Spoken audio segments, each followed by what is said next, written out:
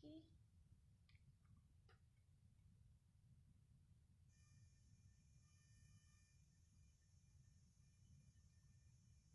Tive um probleminha aqui com a conexão, mas acho que agora deu certo. Vocês estão me ouvindo bem?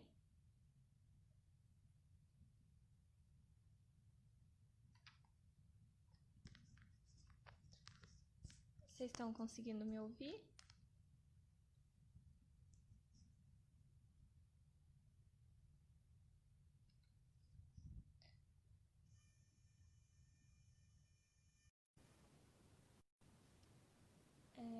Então a Ampea vai dar início a mais um bloco de lives.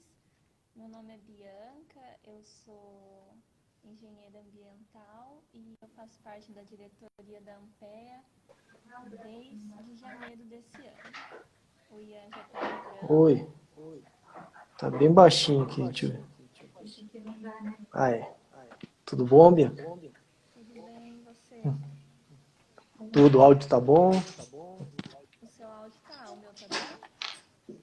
Tá bom, sim. Ai, que bom. Não estava conseguindo aqui conectar, mas agora deu tudo certo. Ah, beleza. Então, quando quiser, estamos prontos.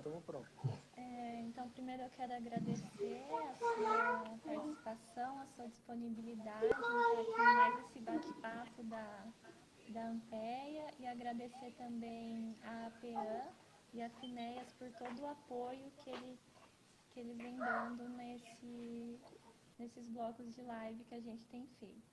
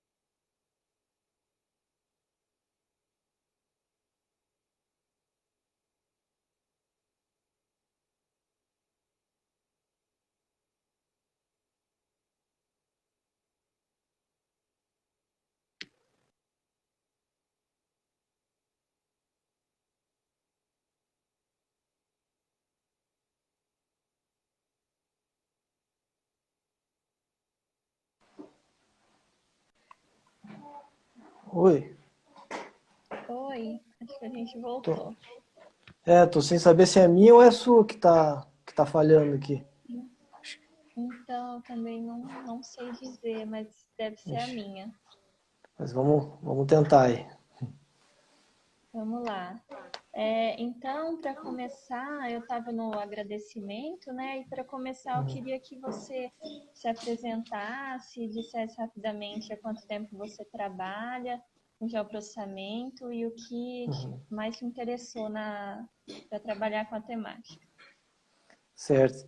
Então, meu nome é Ian, sou engenheiro ambiental formado pela PUC-PR, me formei em 2013, me especializei em análises ambientais em 2015 na UFPR e o meu orientador foi o meu professor de geoprocessamento na especialização, né? Aí eu já tive um contato bom, ele é muito bom no assunto. Daí eu pude ter um aprofundamento na minha, na minha defesa, né, do projeto em geoprocessamento.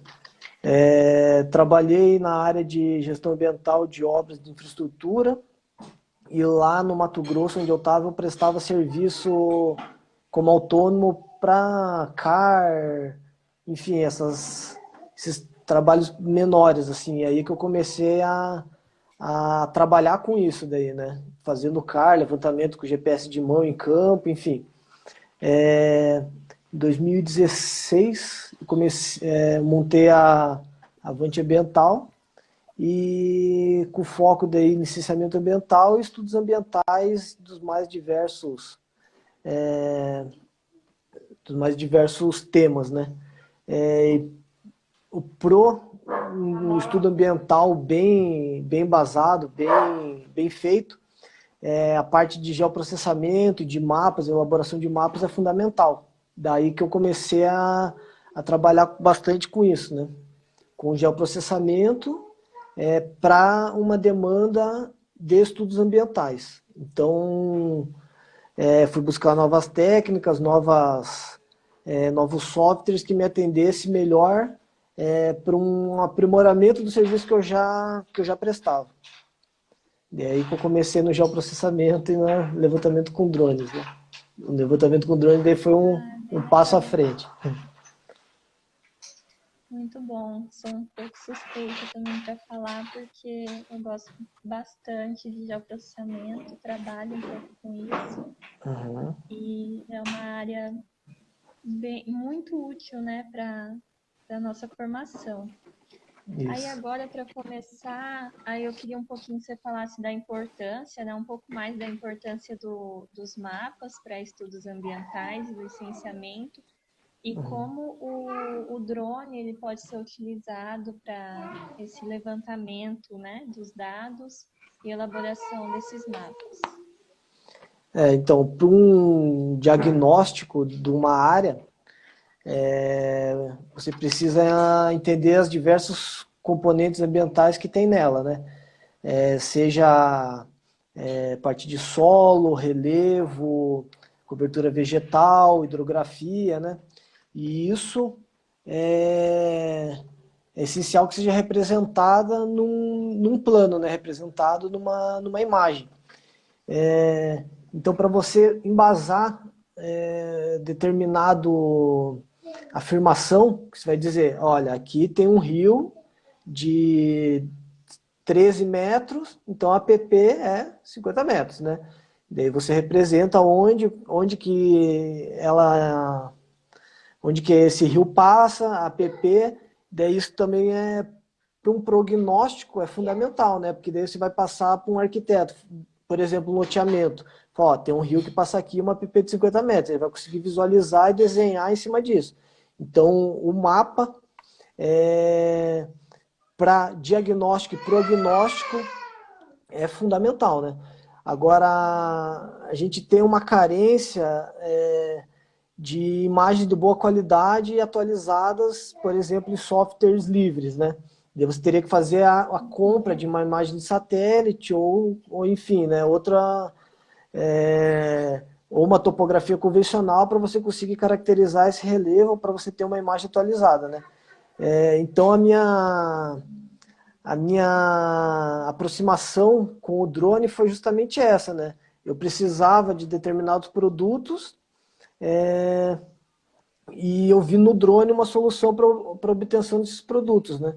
Então, se eu quisesse caracterizar uma área quanto a cobertura vegetal, quanto a o relevo, ou ter uma ortofoto atualizada, eu teria que ter 3 produtos diferentes de 3 profissionais diferentes. Agora eu consigo, com mapeamento aéreo, obter essa gama de informações, né?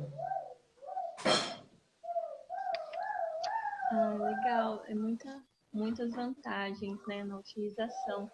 O Marcos ele fez uma pergunta: quão usual é mesmo a compra de imagens de satélite e em quais casos são utilizadas? Uhum. No meu caso, uma compra de mais satélite para áreas grandes que inviabilizaria ou não teria necessidade uma resolução espacial tão boa quanto do drone, né? Às vezes, por exemplo, eu quero só saber o relevo de uma área de drenagem. Eu não preciso saber exatamente o que tem nessa área, eu só preciso fazer a modelagem desse relevo, né? Então, facilmente me atenderia uma imagem de satélite, porque às vezes eu gastaria muito tempo obtendo essas imagens com o drone e processando depois em computador, né? Se eu obter essas imagens numa imagem de satélite, já me atende e eu poderia dizer de acordo com a sua necessidade, né? Se quer precisão, né? Ou, enfim, você quer detalhamento ou você quer rapidez, né? Daí, com maior detalhamento, o drone te atende melhor. Uma maior rapidez ou menor detalhamento, uma imagem satélite te atenderia melhor, né? Ah, entendi. Acho que isso responde um pouco aqui da pergunta que o Marcos ele falou que seria no sentido, né, do porquê usar imagens de alta resoluções e como definir essa resolução.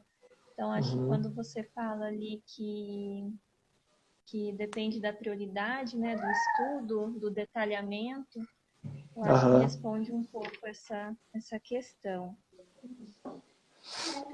E quais são as etapas de um mapeamento aéreo feito por drone? Então, primeiro você precisa delimitar a área que você quer mapear, né? Então, você tendo esse polígono delimitado, você parte para um plano de voo. Plano de voo são linhas paralelas, onde as imagens elas vão se sobrepor tanto frontalmente quanto lateralmente, né? Daí também tem a ver com aquilo que a gente estava conversando. Maior detalhamento, o voo tem que ser mais baixo.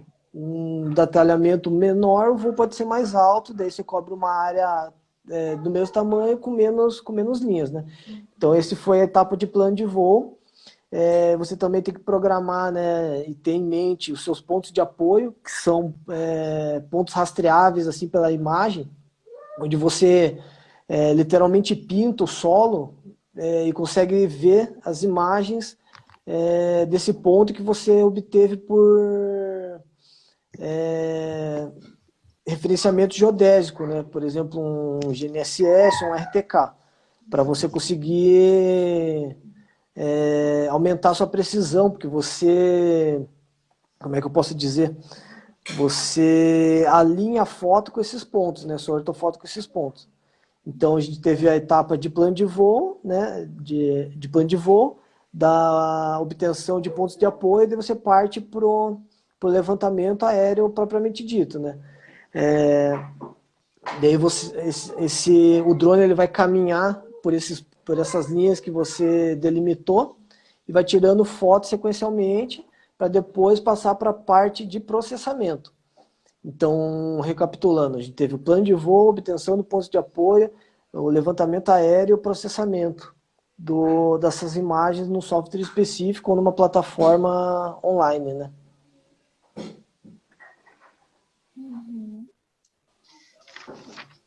Então, é bem interessante. Eu não conhecia muito é, essa parte de drones, né? E eu Uhum. acredito que é uma tecnologia. Eu até gostaria que você falasse um pouquinho mais sobre isso. O quão vem sendo utilizado o drone para engenharia ambiental nos últimos anos e como tem sido essa utilização, né? Qual o crescimento e qual que é a importância de nós, como engenheiro ambiental, estar se atualizando dessa tecnologia e dessa utilização. Uhum. Então, o levantamento aéreo, o mapeamento, é para obtenção de informações, né? E um engenheiro, a característica do engenheiro é o planejamento, né? Então, você tendo informações, você consegue melhorar as suas tomadas de decisões e o planejamento para determinada área que você tenha interesse. Então, você conhecendo, por exemplo, uma área degradada, você fazendo esse mapeamento aéreo de uma área degradada, você vai levantar diversas informações, né? Por exemplo, uma reconstituição de talude.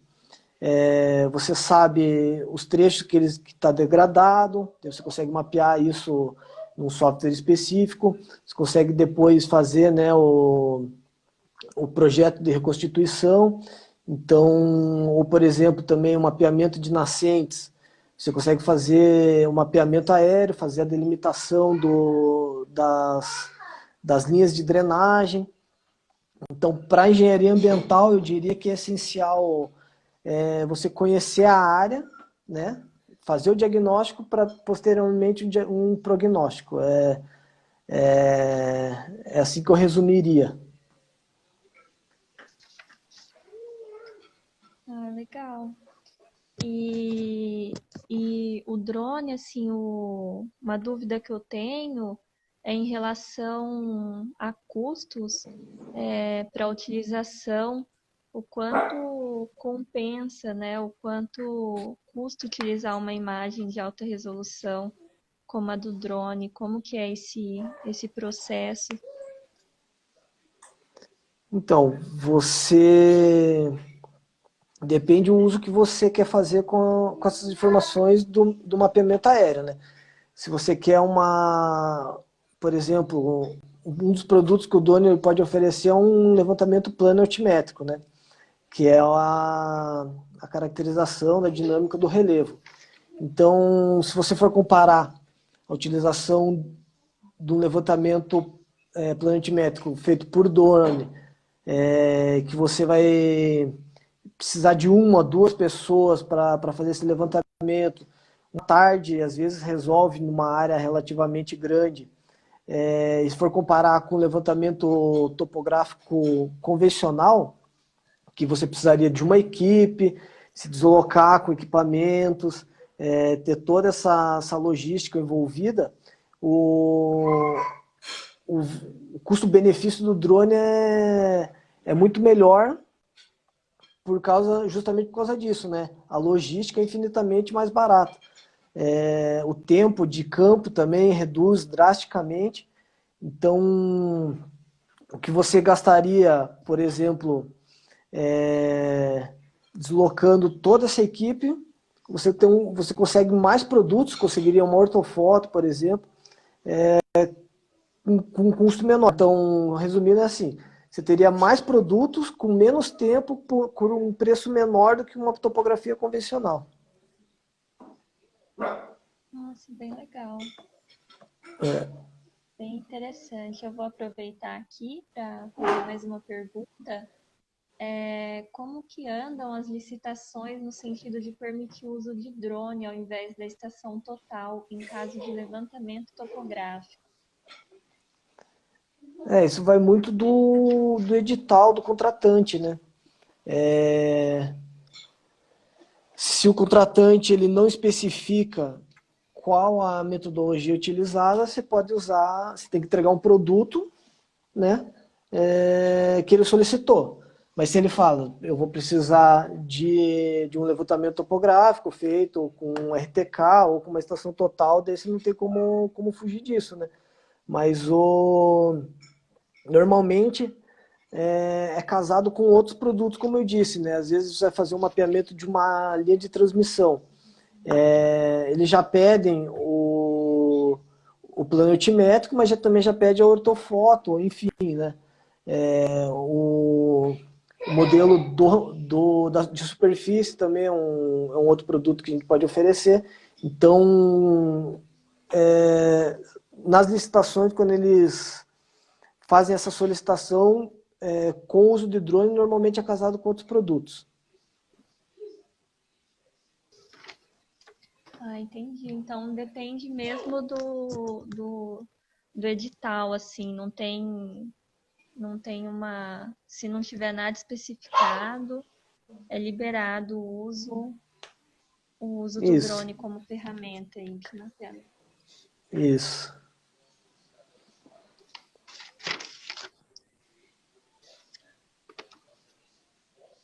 E quais são os principais tipos de drones existentes atualmente assim, para a utilização dessas demandas que a gente vem comentando, né, desses produtos? Uhum. A gente tem o multirotor, que são aqueles, normalmente os mais comuns são os DJIs, né? Que são helicópterozinhos assim, com hélice, né? Pode ser 4 hélices, 6, tem de 8, tem e por aí vai, né? Esse tipo de drone, ele é mais versátil, então ele atende também uma como é que eu posso dizer, uma área média, mas você também não fica só restrito ao mapeamento. Você consegue tirar fotos, consegue gravar vídeo. Às vezes você precisa chegar com o drone em determinado lugar que se você fosse de a pé ia dar um trabalhão. Você consegue ir com o drone lá, tirar umas fotos, fazer o registro desse lugar, né? E isso com o uso do multirotor. Agora a gente também tem o asa fixa, né? Que são tipo uns aviãozinhos assim, que são também remotamente controlados, mas esses são mais restritos pro mapeamento. Você não consegue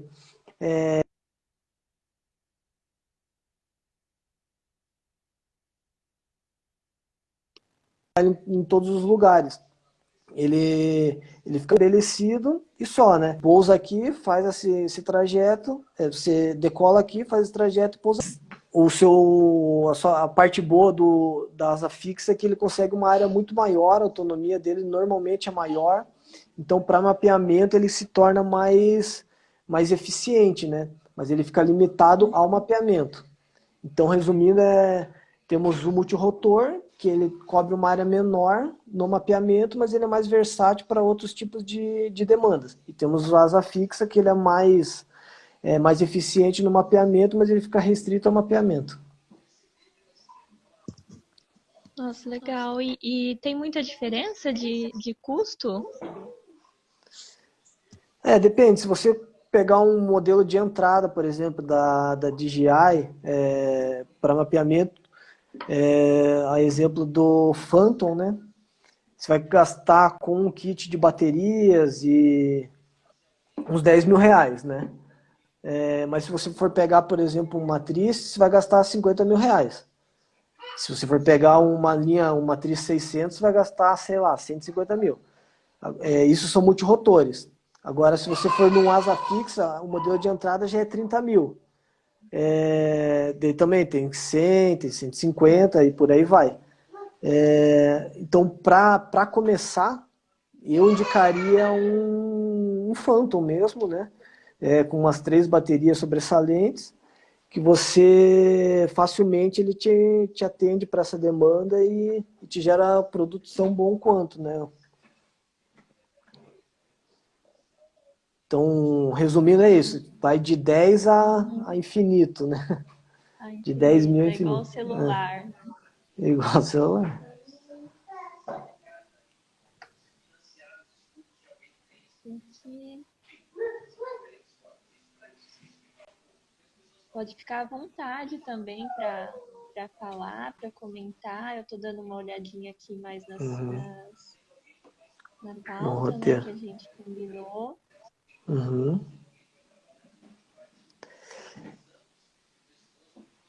Qual que é o produto assim de maior relevância que você acha que o drone ele oferece? Qual que é o carro-chefe, assim, o principal? Então, eu acho que o carro-chefe seria o ortomosaico, né? Então, explicando mais ou menos o que é um ortomosaico, você vai tirar, como eu expliquei, pequenas fotos, né? Fotos focadas de uma área grande. Então, você vai tirando em linhas, elas vão se sobrepondo e você consegue formar uma imagem grande com a sobreposição de imagens pequenas, né? Então, você tendo uma ortofoto, você tem a imagem atualizada dessa área e, e a partir dela você consegue gerar vários produtos com base nisso. Desde com software de geoprocessamento, por exemplo, você consegue ver o índice de vegetação, você consegue ver o uso do solo, né?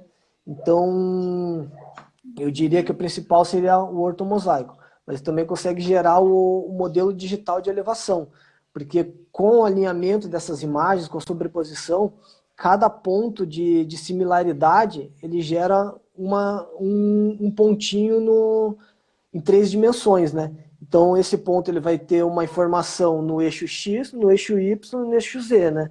Isso espacialmente falando, né? Então, ele vai te dar uma latitude, longitude e uma altitude. E cada ponto desse, numa gama, ele gera uma nuvem de pontos, entendeu? Uma nuvem de pontos, então, ela consegue ser filtrada e gerar um modelo digital de elevação ou não ser filtrado em um modelo digital de superfície. Então, o modelo digital, o MDT, né, e o MDS são produtos bem importantes e bem pedidos também, né?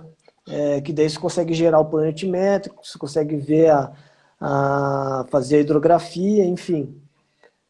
Então, nós temos o ortomosaico, né? Resumindo, o ortomosaico, o modelo digital de elevação e o modelo digital de superfície. Esses são os produtos que mais saem.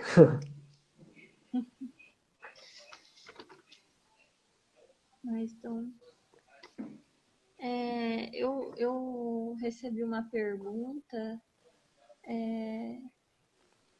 no privado um pouco mais cedo, pedido para comentar sobre se o engenheiro ambiental ele assina esses levantamentos feitos por drone.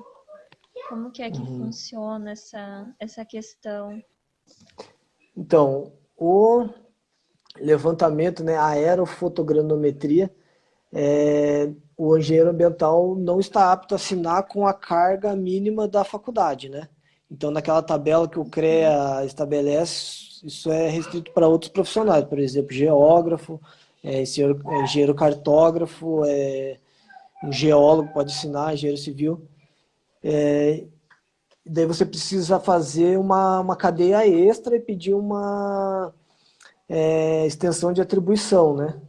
Então, você fazendo uma pós-graduação ou um mestrado e conseguindo fazer pedindo para o CREA essa extensão de atribuição, você pode sim assinar os levantamentos. Mas nada impede, né, de você, por exemplo, o engenheiro ambiental, você pode fazer um levantamento plano e altimétrico desde que tenha a matéria de topografia com uma carga horária mínima na faculdade, né?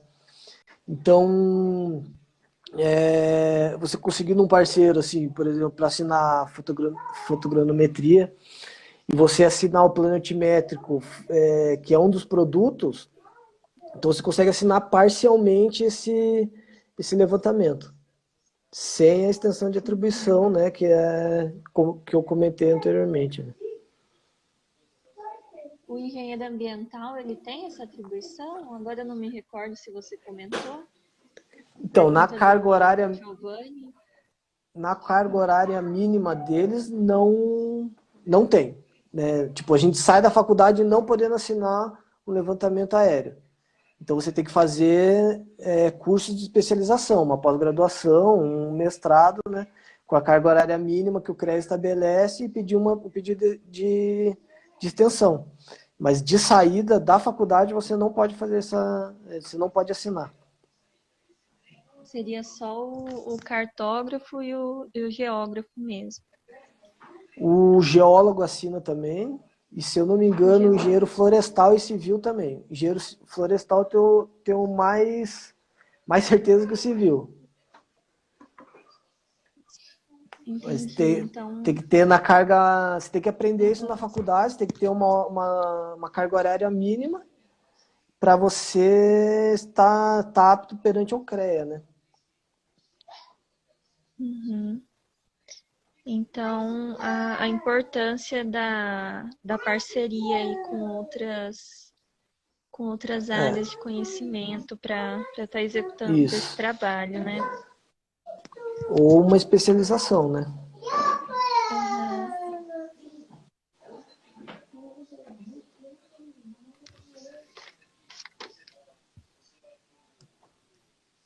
Pessoal, se quiserem mandando mais perguntas.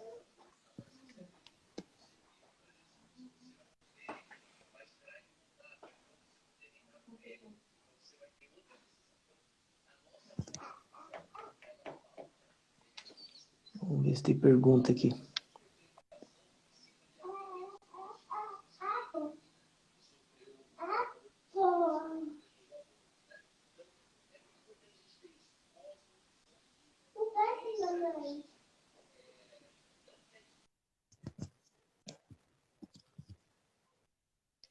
Ian, tá me ouvindo? Acho que Pô, caiu tá um meio pouquinho, travado aí? Oi, mas já tô voltou. atento aqui. E qual que é a vantagem do contratante ao utilizar um serviço, então, de drone? Então, justamente isso. Às vezes, se você quer uma imagem de satélite para ter uma imagem atualizada, você vai ter um custo individual dessa imagem de satélite, né? Mas você precisa daí de um levantamento topográfico da área também. Você vai ter outro custo de outra equipe, né? Ah, mas você precisa também depois de um levantamento do, sei lá, do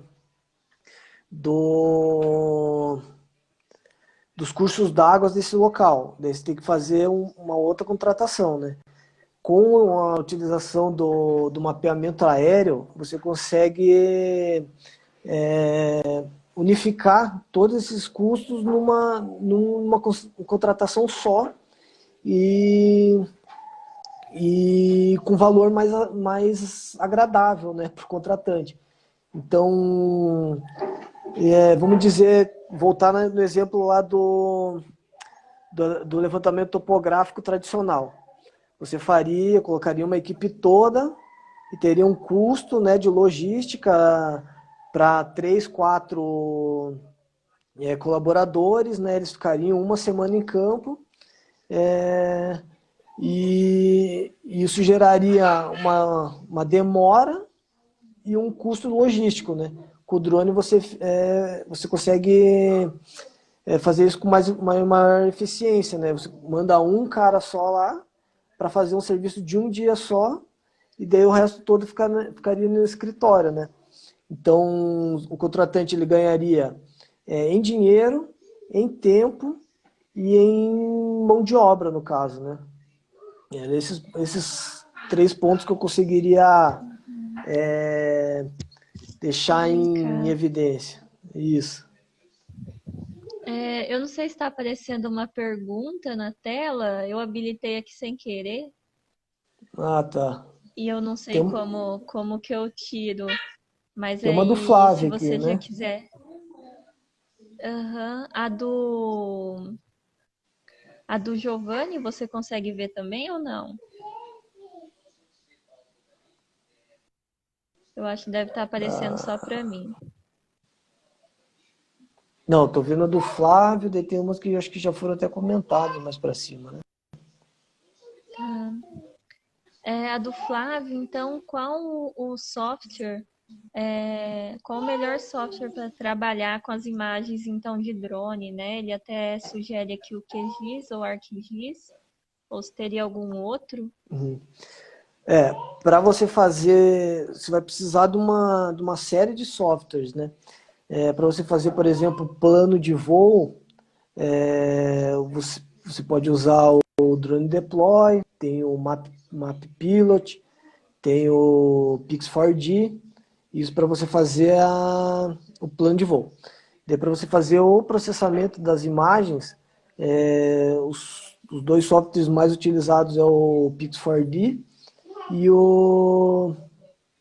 e e o Agisoft Metashape, né?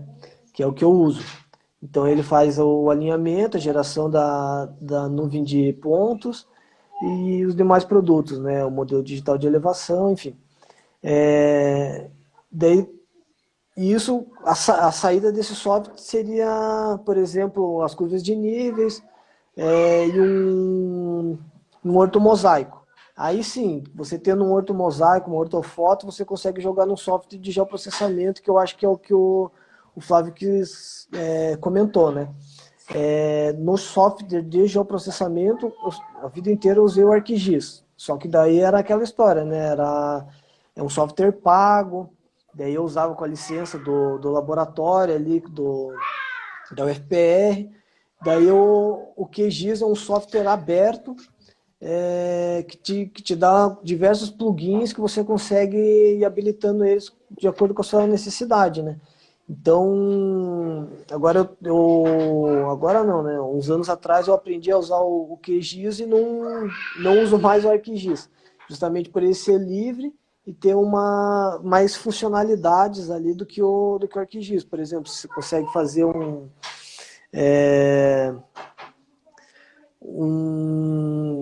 agora esqueci o nome, modelagem de ruídos, né? Que daí já é outro assunto, né? Que o ArcGIS não faz. Você consegue ter uma imagem de diversos satélites ali, que o ArcGIS só consegue te fornecer o da ENRI, né? Então, para geoprocessamento, com certeza, eu uso o QGIS. Ah, legal. Eu também uso o QGIS. Eu já usei o ArcGIS, mas eu lembro que eu achava um pouquinho complicado. E, e o É, QGIS, ele atende bem as minhas necessidades e ele é bem, por ser livre, né? Acho que ele tem muitas isso. vantagens mesmo. O QGIS É o... é o meu queridinho agora, posso dizer assim, mas o ArcGIS é um ótimo software, sim. O Giovanni fez uma pergunta. Os MDTs gerados tendem a ser mais precisos do que por topo convencional em relação à precisão? Deixa eu colocar para carregar aqui, tá acabando a bateria.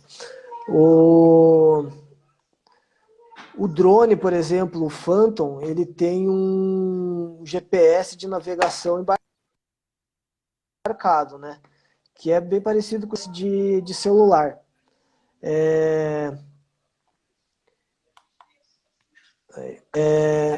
Que te dá uma precisão ali de 3, 4 metros na prática, né? Na teoria eles falam que é mais, né? Então, se você não utilizar pontos de apoio com um equipamento de precisão geodésica, né, centimétrica e milimétrica, a precisão desse teu modelo não vai ser tão boa se você for utilizar por exemplo, um material cartográfico ou enfim, né? Se for para fazer você quer só imagem e a precisão não importa. Então você pode usar só o levantamento só o GPS embarcado. Agora, de pontos de apoio, você consegue reenquadrar a sua ortofoto e te dar uma precisão tão boa quanto um levantamento geodésico com um levantamento de estação total, né? Então, o levantamento de estação total funciona assim.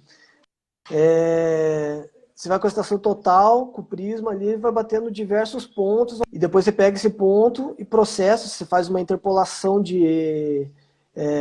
com esses pontos, ele vai te dar uma malha ali, um survey, né, do relevo, que daí nada mais é do que o modelo digital do relevo também, né, modelo digital do terreno, que é o MDT. Com a utilização de drone, ele vai te dar milhões de pontos com a mesma funcionalidade, né? Então, o que você conseguiria no levantamento de campo 100 pontos, no levantamento aéreo você conseguiria 100 mil pontos, 1 milhão de pontos. Então, o detalhamento é muito melhor e você fazendo um planejamento adequado e a utilização de pontos de apoio bem feita, a precisão vai ser igual.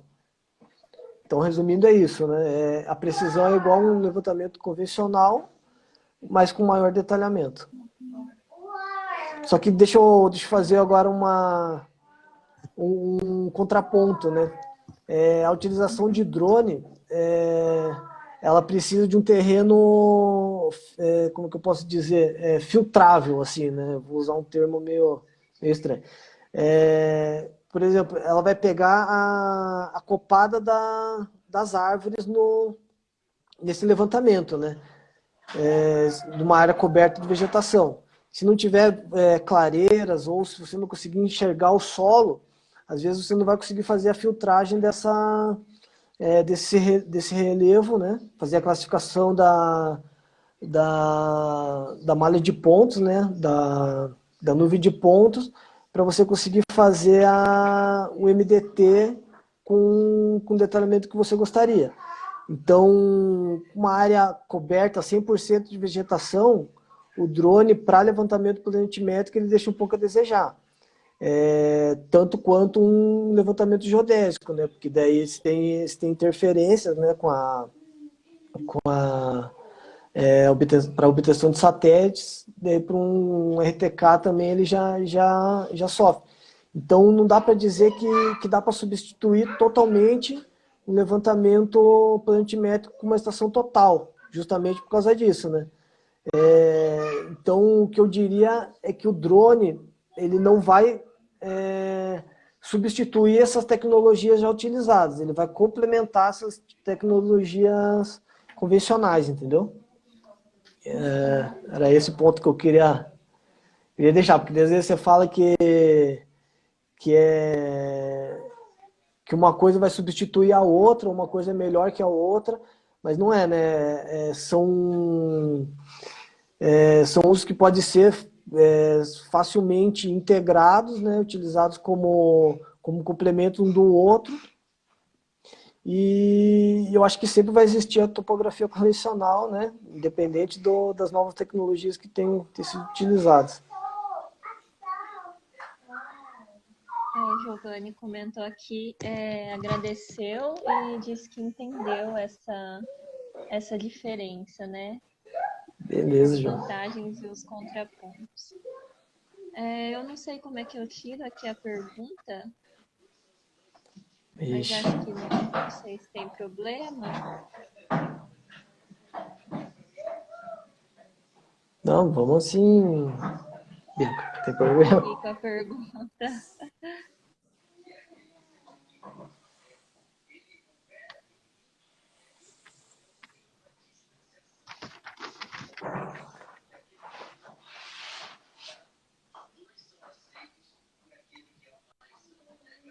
O que mais que a gente pode comentar do uso do drone? Eu acho que era isso que a gente tinha programado. Não sei se alguém tem mais alguma pergunta. A gente está aberto aqui.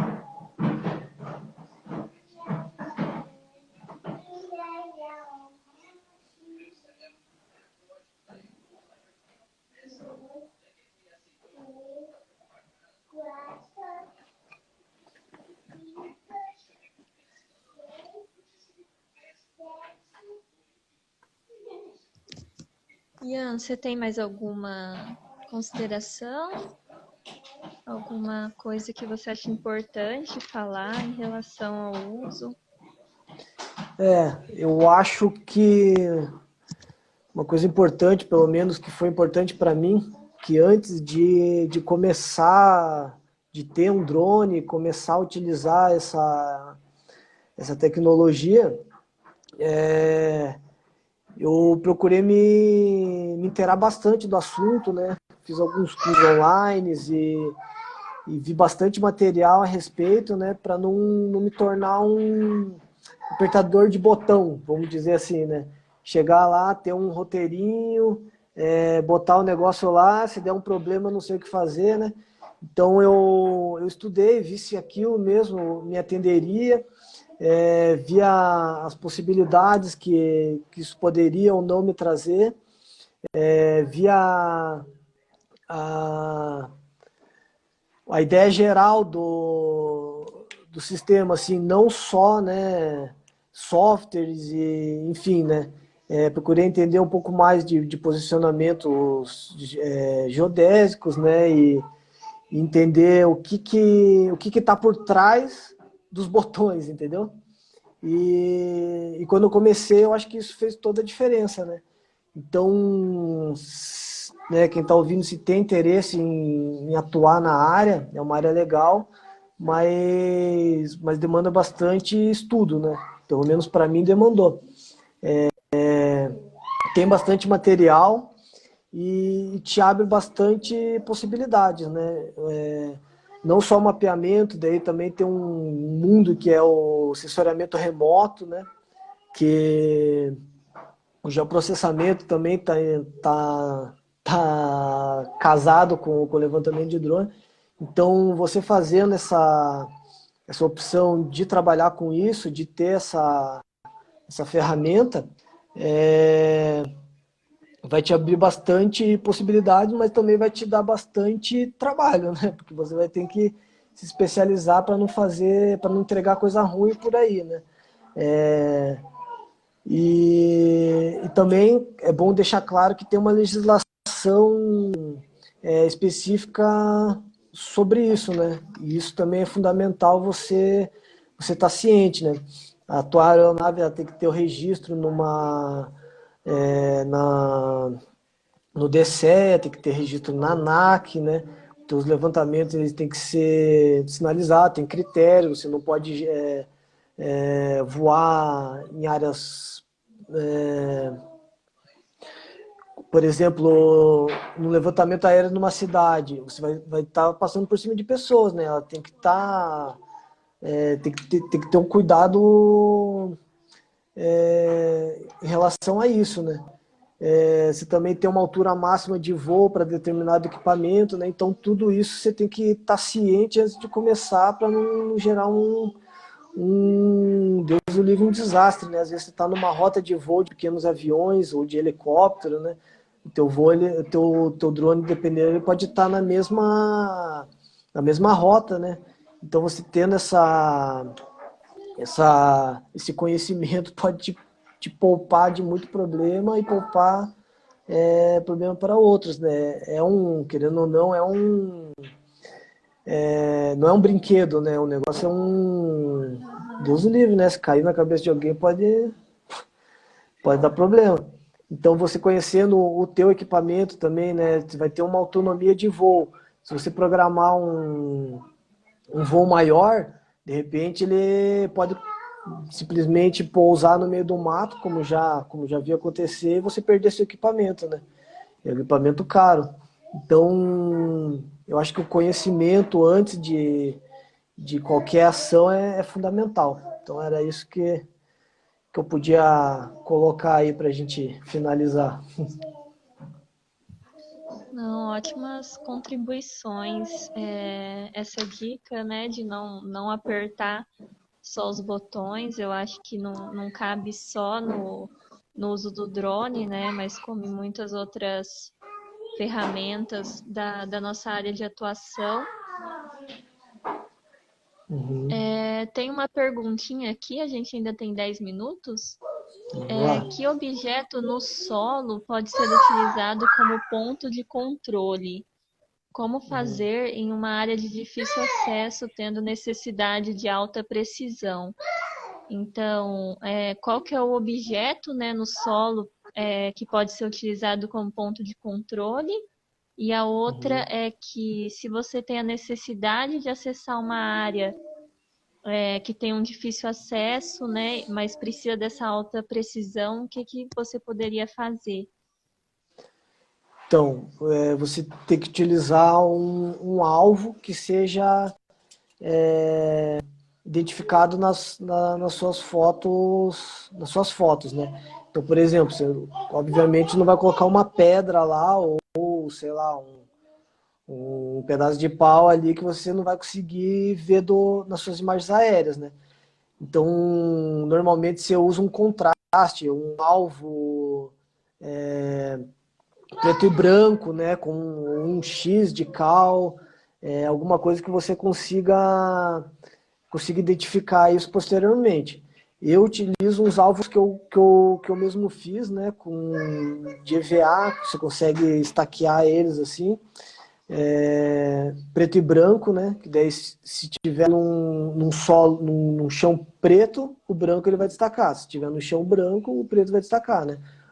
Claro e escuro.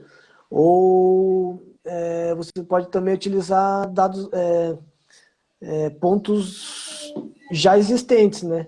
Às vezes tem um PV, né? Um posto de visita. Você vai lá e pega bem naquela bolinha do meio. Se você conseguir identificar isso depois na imagem aérea, serve como um ponto de controle, né? Então, aí não tem uma norma, um critério, uma determinação que um ponto de controle tem que ser sei lá, de EVA preto e branco. Mas se você não fizer algum jeito bem feito, se não ficar visível, você vai ter problema depois na hora do processamento e do alinhamento desses pontos de controle, do alinhamento do seu ortomosaico com os pontos de controle. Então, minha dica seria essa, né? Fazer alguma coisa que consiga ser vista depois. Agora, como fazer uma área em uma área de difícil acesso, tendo necessidade de alta precisão? Não tem o que fazer, você tem que acessar, você tem que ir, né? Normalmente, isso é feito, eu pelo menos vejo os pontos de apoio mais ou menos antes de ir para campo, né? Então eu abro lá o Google Earth, vejo, aqui pode ser um, aqui pode ser outro, aqui eu consigo acessar aqui por essa estrada rural, aqui eu vou ter que ir por dentro do rio mesmo para conseguir acessar essa clareira, ou eu vou ter que, sei lá, tem gente que usa cavalo, tem gente que usa, enfim, Jeep, né? Todo mundo usa. Mas para você ter uma alta precisão, você tem que ter pontos de apoio bem espalhados pela sua área inteira, né? Eu sempre deixo no perímetro da área, né? E vários assim, para você, porque senão às vezes ele fica uma área tortinha, assim, né? Já vi de tudo também. Mas não tem o que fazer. Para uma boa precisão, tem que ter uma quantidade adequada de pontos de apoio. Daí, se tiver difícil de acessar, tem que acessar assim mesmo. Mas mesmo assim, E já se você, teve. se você fosse fazer Pode uma falar. topografia convencional, é inevitável você abrir picada, você tem que acessar ponto por ponto, sei lá, numa linha de 20 em 20 metros, 30 em 30 metros, você tem que ter e batendo esses pontos com estação e prisma, né? Então, você acessar um, dois, três pontos difíceis, ainda assim vai ser muito mais fácil do que você acessar 100 pontos difíceis, que era como era feito, né? Então, acaba ainda sendo mais fácil. E você tem alguma experiência que foi assim difícil, complicado, até engraçada, que você passou por alguma situação, como você comentou ali, né, ir de cavalo? É, às vezes não acaba nem sendo engraçado, porque às vezes para você chegar num ponto, você tem que passar pela propriedade de alguém, né? E isso é invasão, né? Então, às vezes chega um capataz e fala o que você está fazendo aqui, né? Nossa. Armado, às vezes, e, enfim. Propriedade rural é assim, né?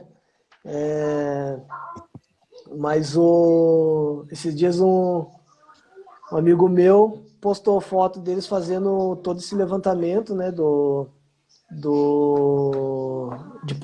aquisição de posto de apoio de cavalo, né? Comigo nunca aconteceu, mas às vezes tem que abrir picada com facão, né? Enfim, isso tem de monte. Isso quem tá no campo tá acostumado, né? Ah, legal. A gente tá. Falta 5 minutinhos para encerrar. Eu acho que a gente já Uhum, pode ir para as considerações finais, né? É, eu quero agradecer, então, a sua participação. Acho que foi muito bom o uhum, bate-papo. Tirou bastante dúvidas que eu tinha, ou até mesmo coisas que eu não conhecia, né, da uhum. utilização do drone na engenharia ambiental e as aplicações. E também deixar já como recado que essa é a primeira live, né, de um bloco de 3 lives com a temática e que as próximas vão ser no dia 1 de setembro e depois no dia 10 de setembro. Aí, agora deixo com você as palavras finais, suas considerações. Tá bom, quero agradecer a Ampea, né? A PEAN e a FENES, pela Ampea pela realização e pelo convite. A PEAN, cujo eu sou diretor, pelo apoio, e a FENES também sempre está apoiando toda iniciativa de engenharia ambiental no Brasil inteiro, né? Quero dizer que eu tenho muito orgulho de fazer parte da associação, né, dos engenheiros ambientais, contribuir com o fortalecimento da nossa categoria, né? Fazer o convite de quem não é associado se associa às suas regionais, se associa não só se associa, mas como se engaje também na luta pela profissão, né? Quero dizer Sim, que agora já é mais um posicionamento meu, né? Tenha disciplina, né? Tenha empenho e persistência que as coisas elas vão acontecendo, né? Que nem eu disse, estudar, se inteirar, se empenhar, você vai colher esses frutos assim, que às vezes não são imediatos, mas vale a pena, né? Eu acho que essa era a minha contribuição e todos qualquer dúvida posterior, por favor, sigam a gente aí no Instituto Avistar, Avante Ambiental, a Ampea, a PEAN, e vamos para cima, né, Bianca? é isso Estamos na aí. luta aí para valorização da engenharia Obrigada. ambiental. Sim, é isso aí. Eu acho bem importante esse comentário final, esse engajamento, né? Não só se associar, mas se engajar mais. A gente tem a gente sente essa falta de engajamento É, dos engenheiros ambientais, principalmente os recém-formados, é, talvez, eles ficam um pouco perdidos ali em como poder participar mais da associação, né? E fica o convite aí de conhecer é verdade. as nossas redes sociais, se associar, participar dos grupos e que a É, gente tá sempre à disposição. dá trabalho, falta tempo, mas vale a É pena, né? gratificante, né? A gente conseguindo, né? Atribuição por atribuição que a gente não tinha, espaço por espaço, né? Agora, de ter o nosso conselheiro no CREA, agora a Ampé também vai ter logo logo, Sim, né? Isso é o nosso combustível, né? Ver a nossa profissão crescendo e saber que a gente tem parte nisso, né? Às vezes fim de semana, às vezes final de tarde, né? Mas é assim mesmo. E eu não me arrependo e quem quiser, tamo junto aí para os perrengues, para as coisas boas e é isso aí. ah, legal. Acho que eu vou encerrar aqui. Muito obrigada mesmo. Ah, eu que E agradeço. obrigada também a todo mundo que assistiu, que participou aí com a gente. E fica o convite para as próximas lives e para participar das associações. É isso aí. Boa noite, então, pessoal. Boa noite.